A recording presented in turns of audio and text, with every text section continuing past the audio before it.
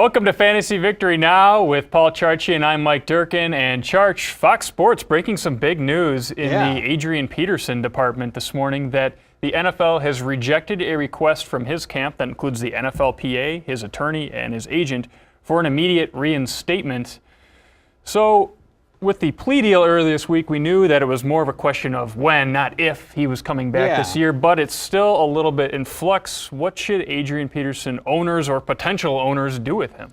Well, Mike, I mean, it certainly looks that it's not going to be immediate, but that doesn't necessarily mean a lot. I mean, I think the NFL now so sensitive and so much on its heels with player conduct that they don't want to appear that they're just being pushovers and that they're not in control of this situation. So of course they say no the first time, but that doesn't mean that it won't be a week or two from now. And my guess is that they're going to that Adrian will be back this year, and that their NFL is going to try to get a couple more weeks out of him. So it looks like they instituted extra punishment because from a PR standpoint, that's just where the NFL is right now, and logic gets thrown out the window.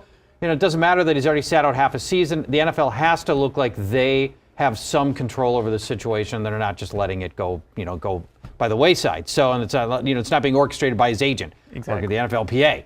So they've got to look. They still have to look like the tough guys out of this, unfortunately. Well, one way or another, Adrian's not going to be on the field this Sunday. He will not be. Yeah, bye week this week anyway. Bye week this week anyway. But yeah, it's. The unfortunate part, I wish he could even just come back to the team and practice, get back into game shape. We don't know what kind of shape he's in. Maybe he's sitting on the couch for 2 months. I don't know.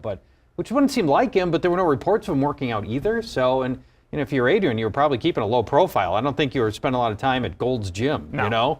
So, yeah, it's a frustrating situation. All fantasy owners want is to get Adrian back on the field soon. I'm optimistic that it'll be before Thanksgiving.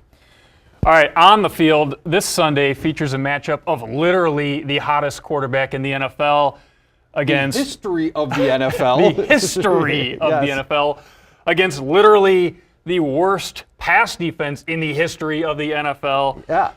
Is this as obvious of a matchup as it looks for Ben Roethlisberger? It sure feels like it, doesn't it? So, I mean, I don't remember ever in the 20 years I've been doing fantasy sports here professionally that we've had a situation where a quarterback comes in as the hottest quarterback in the history of the NFL, like Ben Roethlisberger is, after his 2 monstrous games with the 12 touchdowns, going up against, in the next week, the team that's on pace to allow the most passing touchdowns since the merger. I mean, it's literally the hottest quarterback ever against the worst pass defense ever in one matchup. So, of course, I've got Ben Roethlisberger as my number 1 quarterback. And of course you watch. Here comes 225 and 1 touchdown for Ben. It would just figure, wouldn't it? Exactly. Le'Veon Bell will score 3 on the ground, or even worse, Blunt will score 3 on the ground. Yeah, exactly. It'll make no sense. But it's all about winning games, not fantasy games, right? It always is for them. But it feels like the best matchup, the most obvious and predictable matchup in the history of fantasy sports. Perfect storm, but hopefully it doesn't rain on your parade.